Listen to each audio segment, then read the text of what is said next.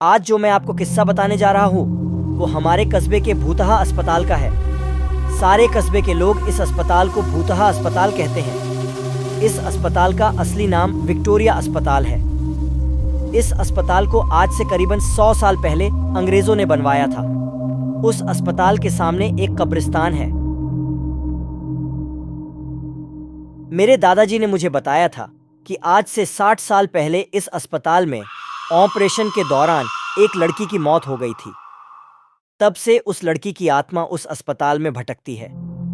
रात ढलते ही कोई भी इंसान उस रास्ते से नहीं गुजरता है, क्योंकि उस लड़की की आत्मा राहगीरों को परेशान करती है। हालांकि मैं दादाजी की बताई पुरानी भूतहा कहानियों में ज्यादा विश्वास नहीं करता था।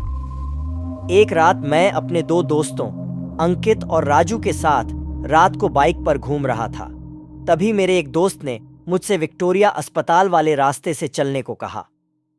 हम में से कोई भी ज्यादा भूत प्रेतों पर विश्वास नहीं करते थे और हमने उस रास्ते से जाने का पक्का किया। उस समय रात के 10 बज चुके थे।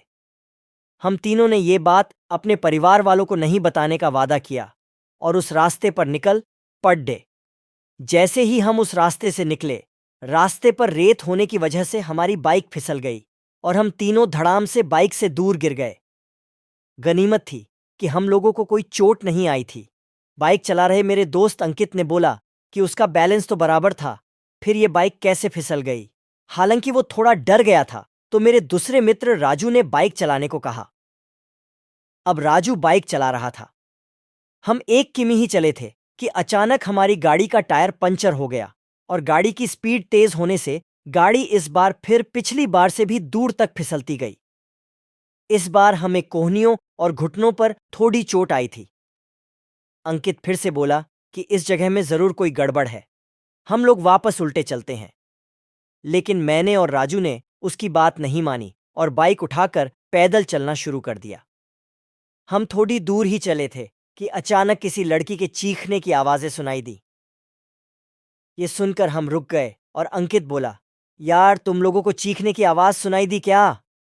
हमने उसकी बातों को अनसुना कर कहा कि कोई जानवर की आवाज होगी। 5 मिनट चलने के बाद फिर वही चीख फिर से सुनाई दी। इस बार तो हम दोनों को भी थोड़ा डर लगने लगा। हम तीनों ने वापस चलने के बारे में सोचा, लेकिन हम रास्ते के बीच में आ गए थे। पीछे चलने में 3 किमी और आगे चलने में 2 किमी और बाकी थे। हम लोगों ने आगे जाने का सोचा। थोड़ा आगे चलने पर हमें बरगद के पेड़ डीएच के नीचे एक औरत दिखाई दी। इतनी रात को अकेली औरत को देखकर हमारे तो रोंगटे खड्डे हो गए थे। हम लोगों ने पीछे मुड़ने का सोचा। तभी वो बूढ़ी औरत चिल्लाई, बेटा रुको, मुझे हाईवे तक का रास्ता बता दो। हमने पूछा कि इतनी रात को आप इस रास्ते से कैसे निकल रही हो? तो उस बुढ़िया ने कहा कि मैं पड्डेडडी होस के गांव की रहने वाली और मेरे पास पैसे नहीं हैं, इसीलिए मैं पैदल ही निकल पड़ी। हाईवे के उस पार मेरा गांव है। हमने उस बुढ़िया की बात का विश्वास कर लिया और आगे निकल पड़े डडिए। रास्ते में वो बुढ़िया हमसे सारी बातें पूछने लगी। बुढ़िया हम तीनों के पीछे चल रही थी। हम तीनों दोस्त अब अपनी बात कर रहे थे। तभी राजू बोला कि लो मां जी, आपका रास्ता आ गया। और वो जैसे ही पीछे मुद्दा तो वहां कोई नहीं था। हम तीनों की तो सिट्टी पिट्टी गुल हो गई। हम बाइक को धक्का मारते हुए जोर से भागने लगे। भागते भागते अंकित ठोकर खाकर गिर गया और हमें जोर से चीखें सुनाई दी।